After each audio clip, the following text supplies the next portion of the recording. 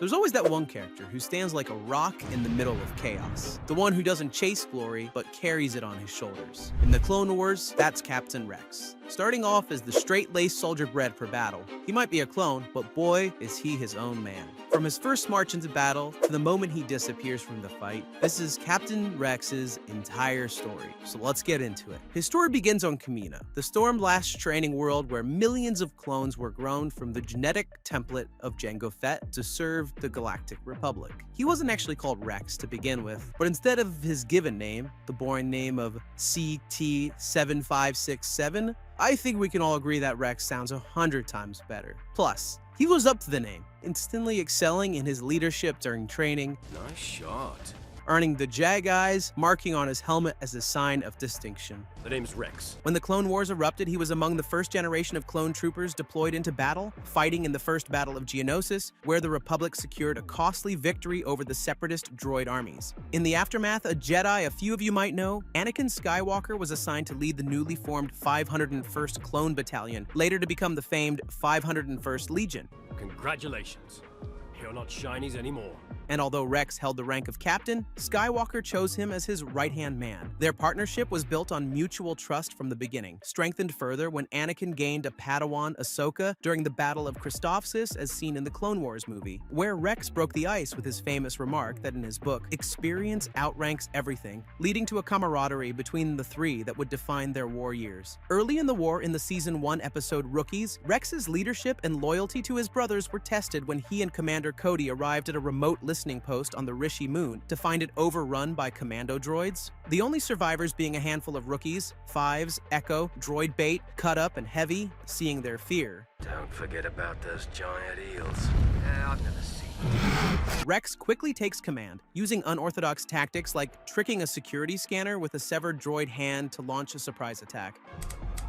This is never gonna work. Under his guidance, the group destroys the station to prevent its capture, with Heavy sacrificing himself to detonate the explosives. Impressed by the courage of the rookies, Rex recommends Fives and Echo for promotion, and not long after, in the Season 3 episode ARC Troopers, he returned to Kamino alongside Anakin, Cody, Fives, and Echo to defend the cloning facilities against a massive separatist assault. The Republic repelled the attack, but it wasn't without any casualties for them. Kill them all! In fact, one casualty hit Rex pretty hard, the death of 99. So, to honor their fallen friend, Rex realized he could promote Fives and Echo to ARC troopers, because just like 99, they have the potential for greatness too. Echo, Fives, you're both officially being made ARC troopers. Which is pretty neat, don't you think? As the war spreads to worlds across the galaxy, from the hidden base of Skytop Station to the jungles of Felucia and the cities of Ryloth, Rex's experience grows alongside the toll of casualties. Yet he remains somehow pretty cool, like not cool like sunglasses and open collar cool, but cool like composed cool. In the episode The Deserter, a sniper injury stranded him on Seleukami, where he was taken in by a farmer who turned out to be Cut Lawquane, a clone who had abandoned the war to live with his wife and children. A choice Rex initially saw as Cut just being a flat-out coward. My name is Lawquane, Cut Lawquane, and I'm just a simple farmer. You're a deserter. Until he witnessed him defending his family with the courage of any soldier, prompting Rex to let him remain free instead of arresting him, and planting in Rex a quiet question about what life might exist for clones beyond endless combat. That question was pushed aside during the harrowing Season 4 Umbara arc, beginning with darkness on Umbara and culminating in carnage of Krell, where Anakin was called away and the 501st was placed under Jedi General Pong Krell, whose brutal tactics treated clones as expendable, sending them into meat grinder assaults and even engineering a tragic friendly fire massacre between the 501st and the 212th, and Rex, horrified, finally defied Krell's orders, leading his men and arresting the general after learning he had turned traitor to the Republic. Surrender, General. You're outnumbered. The ordeal left Rex shaken and more willing to trust his own judgment over blind obedience, a costly lesson bought with the lives of many brothers. Which brings us to the Season 5 Onderon arc. Beginning with a war on two fronts, Rex joined Anakin and Ahsoka to train Saw and Stila Guerrera's insurgents to fight Separatist control, teaching civilians to think and fight like soldiers until they liberated their city. For now, we're in charge.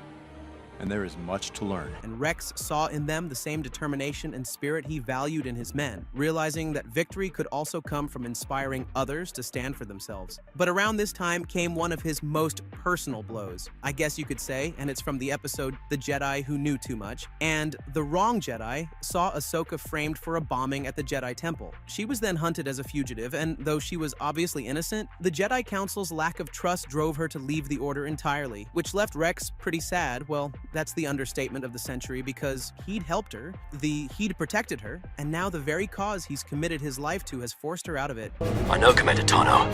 She would never do something like this. Then, in Season 6, a weird mystery begins to unfold within the ranks of the Grand Army when Tup is gunned down. The group instantly smell a rat and decide to investigate who could be to blame. The first name struck off the suspect sheet is Fives, as Rex trusts him with his life. But in orders, Fives is the person who finds out what really went down with Tups. Basically, the Kaminoans had secretly implanted inhibitor chips into every clone, as part of a hidden protocol designed to one day make them slaughter the Jedi. To make us more violent than less. That's why Tup killed General Tiplar. It was a betrayal beyond anything me and you can imagine. It's basically the theft of the clone's free will, yet before Fives could bring the truth to light, he was framed, hunted, and forced into hiding. In desperation, he arranged a final meeting with Anakin and Rex listened as Fives tried to warn them about Palpatine and his larger plot. But before he could finish, like Tups, he was killed. Ah man, I liked Fives. He was one of my favorite characters. As he slowly dies, Rex listens to him gargle on about the conspiracy, and Rex believes him. The loss cuts deeply. Fives, stay with me, Fives. Fives! This was a brother who had fought by Rex's side from the Rishi outpost to the Citadel. Finally.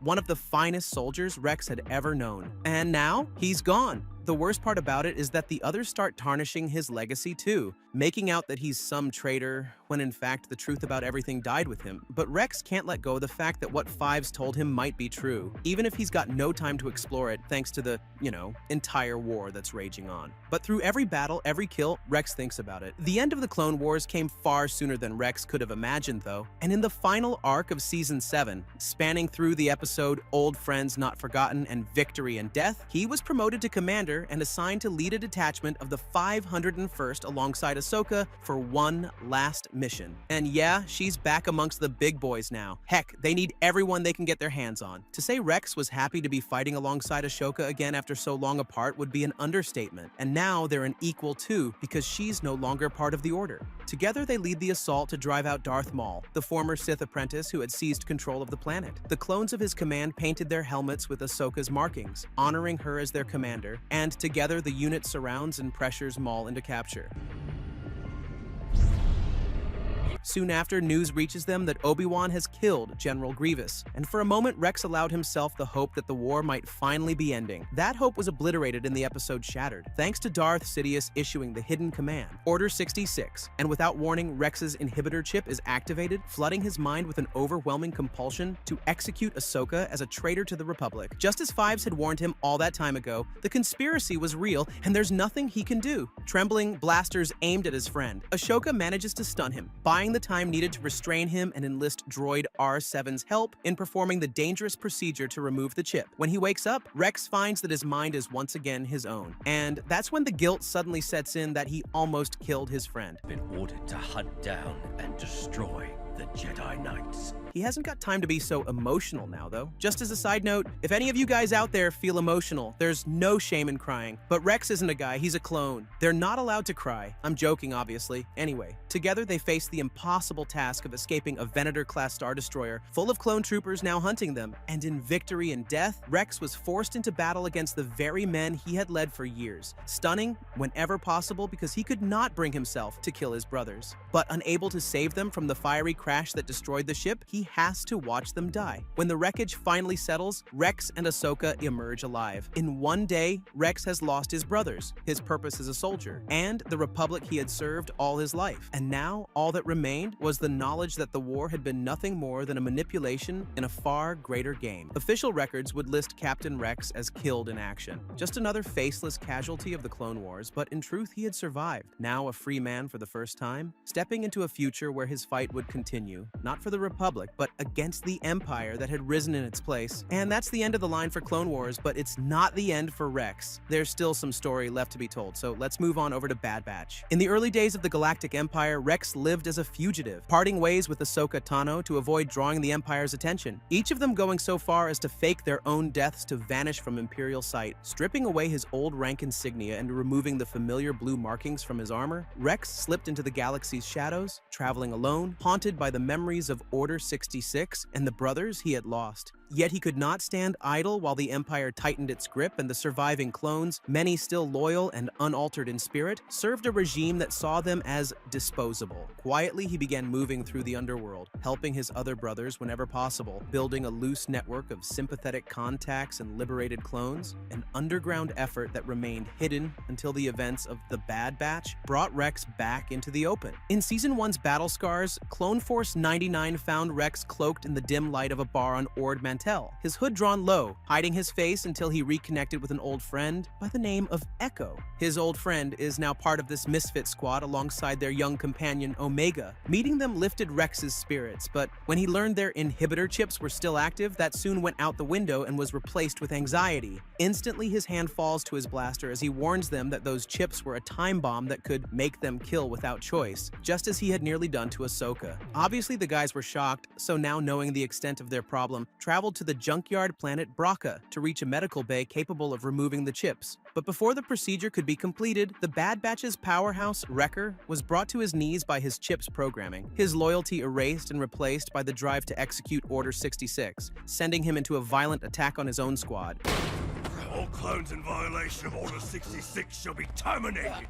Rex fought him head-on, but ended up being thrown hard into a wall and knocked out cold. He managed one to get his bearings back, just in time to see Omega being targeted by the big brute. But luckily, even when he's just come back from the dead, Rex is a dab hand with a stun gun, and he brings the big guy crashing down before any real harm is done. 1 chip down, 3 to go. Who's next?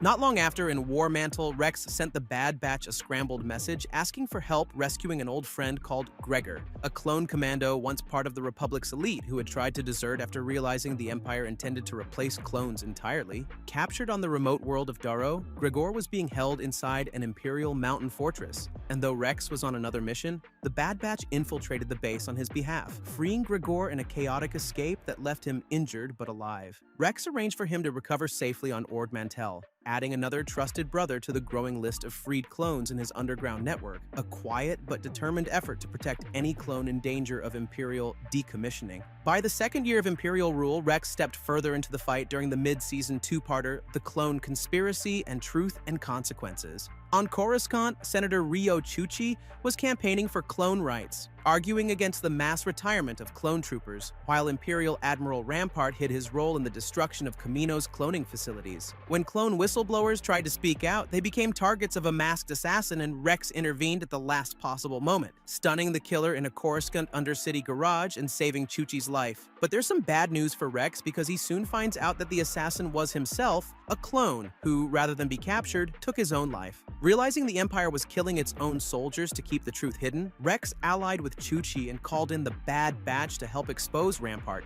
the guy who'd been engineering this from the beginning. Together, they infiltrated his Star Destroyer, extracted the backup bridge data, and presented it to the Galactic Senate, publicly proving Rampart had ordered the destruction of Tipoca City. Rampart was arrested, but the victory was hollow as Emperor Palpatine seized the moment to turn public opinion against the clones, framing the entire thing as the product of their blind obedience, and using it to push through the Imperial Defense Recruitment Bill, ending the clone army and replacing it with conscripted stormtroopers. Back at his safe house, Rex admitted to Chuchi that Palpatine had been several steps ahead all along, yet he refused to give up the fight. Echo, inspired by Rex's cause and determined to help, left the Bad Batch to join him. And with Gregor already in his circle, Rex's operations became bolder, liberating imprisoned clones and spiriting away those targeted for forced retirement. He could no longer wear the armor or title of Captain Rex, yet he carried the heart of the 501st into the dark years, determined that the story of the clone troopers would not end as discarded tools of an empire, but as brothers who stood for each other, even in the shadows. This is where things start heating up. Let's head on over into the Rebel saga. Years pass, the Empire spreading its shadow across the galaxy galaxy while small sparks of rebellion began to flicker into open resistance. And by around 4 or 5 BBY, Rex was a changed man. His once dark was no white, and he was well and truly battle-worn. He had reunited with Gregor and Wolf, two brothers who had also survived the war's bloody end, and together they chose a quiet exile on the remote Selos system. There, in the middle of a sun-scorched desert, they made their home in the creaking shell of a retired ATTE walker, the once mighty war machine now serving as shelter and fortress. Life on Selos was stripped down to the simplest it could be. They'd spend their time tracking and harpooning massive Jupa worms across the sandflats, repairing their aging walker, sitting by the glow of a cooking pot, trading war stories only they could truly understand. Rex had grown a thick white beard and a small paunch from a life without constant battle rations or clone army discipline,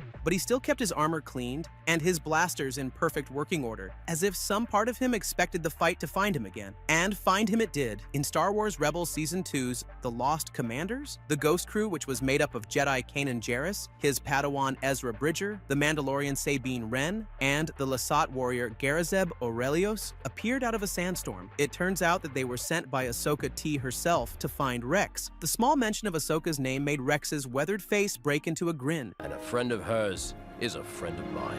The years seemed to fade away for an instant, and he welcomed the rebels into his home, wanting to hear more about Ashoka, who's clearly still alive and fighting. Ezra, in particular, warmed to him quickly, but Kanan is far harder to please. He still carries the scars of Order 66, and seeing a clone in armor dredged up painful memories, Rex understood and didn't push. There's no need to poke holes in old wounds when you can both heal together. Or something like that anyway. I'm not a lifestyle guru. In Relics of the Old Republic, Imperial ATATs thundered across the desert, hunting Rex and the gang down, and Rex seized the opportunity to stand in battle once again, manning the ATTE's cannon just like he used to.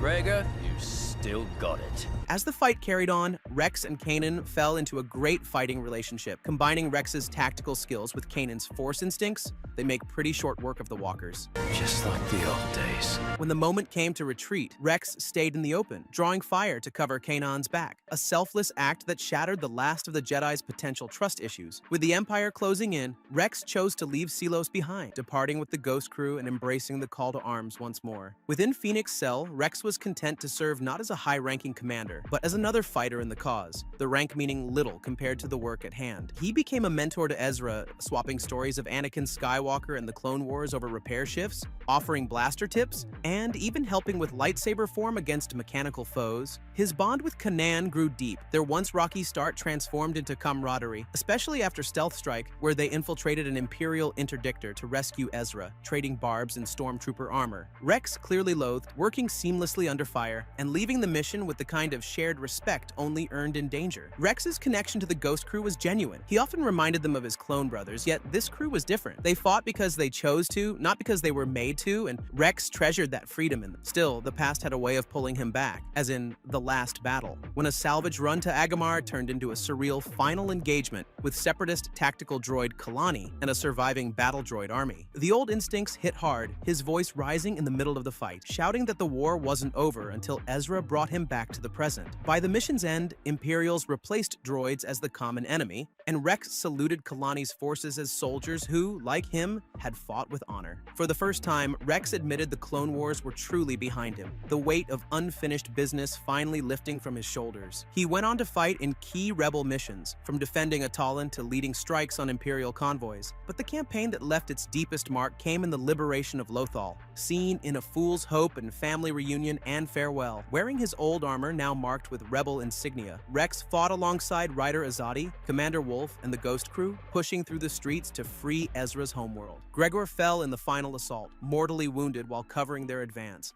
and Rex knelt beside him as Gregor laughed softly about going out fighting like the old days. Rex held his brother as he slipped away, proud that Gregor died a free man who had chosen his own fight. By the time of the Battle of Endor in 4ABY, Rex had risen to a formal command role in the Rebel Alliance, though he still preferred to be in the field. Selected for none other than Han Solo's strike team tasked with destroying the Death Star 2's shield generator, Rex donned camouflaged gear over his armor, blending into the towering forests. Somewhere in that mission's chaos, he crossed paths with R2-D2, exchanging a brief but warm reunion before the droid rolled back into battle. When the shield fell and the Death Star erupted in fire above, Rex knew the Emperor was gone, and with him, the tyranny that had defined so much of his life. From the rain-swept platforms of Camino to the fires over Endor, Rex's life had been a constant thread of loyalty, courage, and, I guess, growth. It also goes to show that no matter how bad things get, you're never really down and out. There's always a way back. Well, I hope you all enjoyed looking back through the journey of Captain Rex. I know I did for sure. As always, let me know down below what your favorite Captain Rex moment is, and let me know what show or character you'd like me to cover next. But for now, I'll catch you all in the next one.